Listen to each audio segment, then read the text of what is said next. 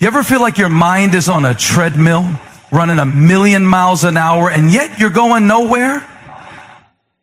You're praying, you're believing, but you're also panicking. You're praising, but you're pacing. Can we talk real today? I came to tell somebody, give it to God. Worry is one of the most common yet most deceptive burdens we carry. It feels responsible.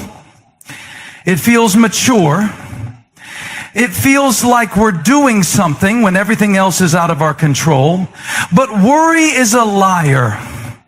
It promises you protection, but only gives you exhaustion. It promises you peace, but only delivers paranoia. And what makes it so dangerous is how normal it feels. We carry it like a badge of honor. Like if we don't worry about our kids, our finances, our future, then we must not care. But that's not care. That's control. And it's a control we were never meant to hold. God never designed us to be the ones holding the world together. Yet we often put that pressure on ourselves. We try to strategize, overanalyze, manipulate, and manage every possible outcome because we're convinced that if we don't, something will fall apart. But what if that something was never meant to be held together by you in the first place? What if God allows certain things to come undone, not to break you, but to build you into someone who finally realizes you don't have to carry it all? Because when we carry what we weren't meant to, we end up crushed under the weight of expectations we were never equipped to meet. Worry doesn't just weigh you down, it wears you out. It's a mental treadmill that takes all your energy but gets you nowhere.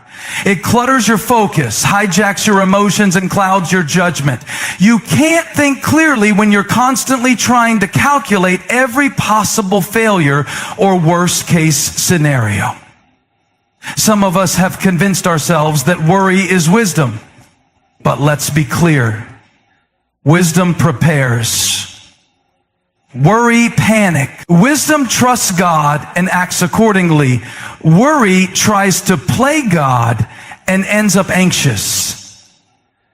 And the scary part is, we've been doing it so long, we've forgotten what it feels like to live light. Jesus said in Matthew 6:27, "Can any one of you by worrying add a single hour to your life?" That's a heavy truth. Worry adds nothing. It builds nothing. It produces nothing. If anything, it steals from you. It steals your sleep. It steals your creativity. It steals your presence. You're so preoccupied with what might happen that you're missing what is happening.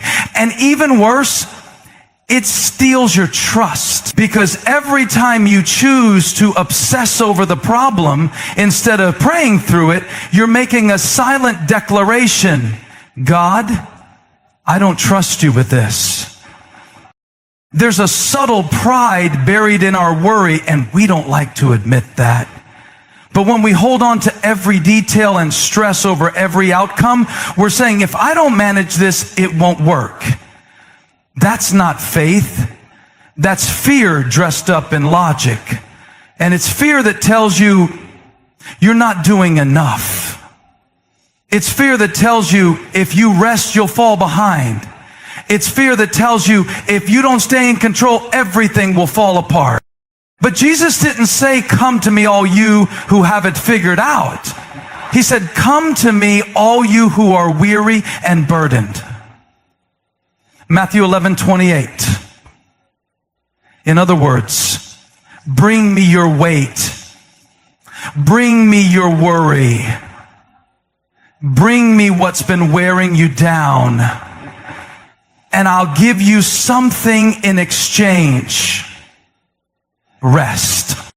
Some of us don't know what real rest feels like, because we've lived so long in survival mode. We've become addicted to stress and chaos. We've confused being busy with being blessed. But God isn't impressed by our pace. He's drawn to our dependence. He's not asking you to be the strongest person in the room. He's asking you to be surrendered. Because surrender is where strength is born. And you'll never discover how strong God is until you stop trying to prove how strong you are. You weren't built to carry the full weight of life alone.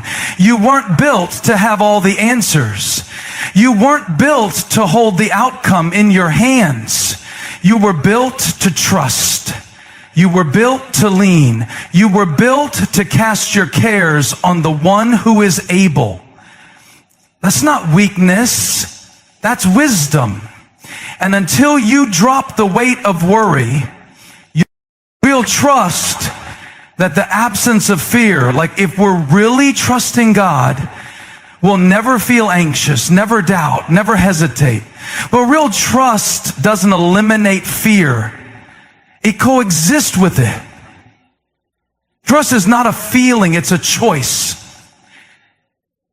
It's an act of surrender, not a sign that fear is gone. In fact, it's often in the very presence of fear that trust is forged. If there were no fear, no uncertainty, no risk, then trust wouldn't even be necessary. We don't need to trust when everything is obvious and under control. We trust when things are out of our hands and beyond our understanding. That's where surrender begins. Fear says, I need to figure this out. Trust says, I don't have to figure this out because I know the one who already has. Fear demands a plan. Trust surrenders to a person. That's the difference. Surrender means letting go of the illusion that you're in control. It doesn't mean you stop caring or stop being responsible. It means you recognize your limits and hand over what you can't control to the one who has no limits. And let's be honest, that's hard because we like control. We feel safer when we can predict the outcomes. But the walk of faith isn't about control. It's about surrendering that control and stepping into the unknown with confidence.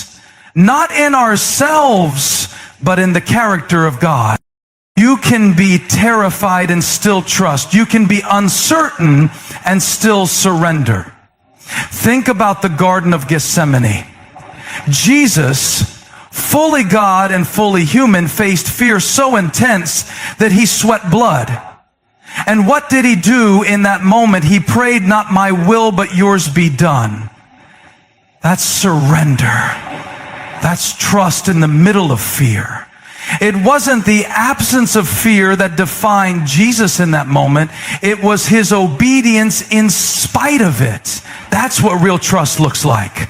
Not pretending the fear isn't there, but refusing to let fear have the final word. A lot of people are waiting for their fear to go away before they step out. They're waiting for peace to show up in full before they make the move. But peace often comes after you step, not before. Trust isn't proven in comfort zones. It's built in the spaces where the ground feels shaky, where the details don't add up, and where God's voice is the only thing you're holding on to. That's when trust becomes real, not because it's easy, but because you've chosen surrender over certainty. There's a myth that says strong faith means you're never shaken. But strength isn't measured by how you feel. It's measured by who you lean on. When you're shaken and still choose to lean into God rather than pull away, that's trust. When your thoughts are spinning and your emotions are all over the place, but you still come to God in prayer and say, I don't get this, but I'm not letting go of you. That's surrender. It's not clean. It's not always calm. Sometimes it's messy and emotional, but it's real. And God meets us in the reality, not in the performance. Surrender doesn't mean you ignore the storm. It means you anchor yourself in the truth that God is with you in the storm. It's saying, even if I don't see the way forward, I know the one who is leading me.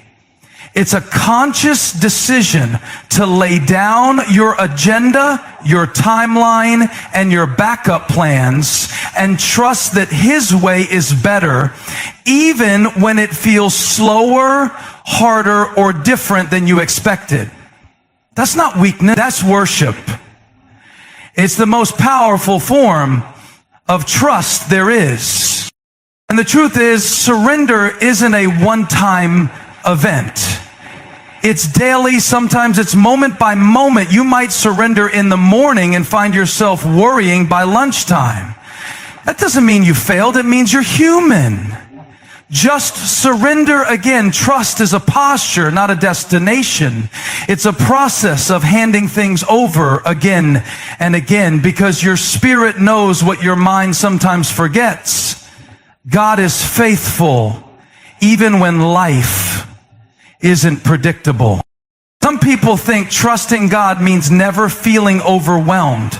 But trust doesn't eliminate emotion, it just redirects your focus. Instead of being led by what you feel, you're anchored in what you know, that God is for you, that He's with you, and that He's working in ways you can't always see. That's why surrender is so important, because the moment you let go of the need to control everything is the moment you begin to experience the freedom of trusting the one who controls it all. Waiting is one of the hardest things we're asked to do in life. We're wired for action, movement, progress. We want to see results, get answers, and feel momentum. Waiting feels like a waste. It feels like nothing's happening. And in a world that celebrates speed, productivity, and instant gratification, waiting almost feels like failure. But in the kingdom of God, waiting is never wasted. What looks like a delay to us is often divine preparation. What feels like silence is often a setup, because God works while you wait. The tension of waiting doesn't mean God has forgotten you. It doesn't mean He's distant or indifferent. In fact, it often means He's working on something deeper, something bigger than the thing you're praying for. See, we usually wait for outcomes, but God is shaping character. We wait for a breakthrough, and He's building trust. We wait for the door to open, and He's strengthening our faith muscles so we'll be able to walk through it when the time is right. The very season you're trying to rush through may be the very place God is doing His most important work. Just because you can't see progress doesn't mean progress isn't happening. Seeds don't sprout the moment they're planted. Roots grow in silence. There's movement underground that nobody can see. That's how God often works, in the unseen. He's not just aligning the opportunity, He's aligning you. He's not just fixing your circumstances, He's forming you to carry the blessing once it arrives. And that takes time. Because if He gives you the promise before you're prepared, the very thing you prayed for could become a weight instead of a blessing. In Scripture, we see a pattern of God working in the waiting. Abraham waited decades for the son God promised him. Joseph spent years in slavery and prison before stepping into the palace. David was anointed king as a teenager, but didn't take the throne until many years later. Over and over again, we see this rhythm: process, fulfillment. But it's the process, especially the waiting, that we struggle with the most. Yet it's in the process where God does His refining work. Waiting is not passive, it's active dependence. It's choosing to keep believing, keep praying, keep obeying, even when there's no visible sign of progress.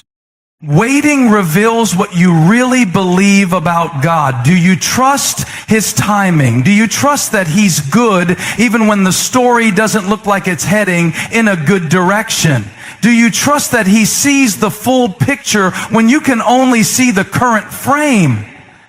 That's the challenge of waiting. It stretches your faith. And faith isn't just believing God can do something.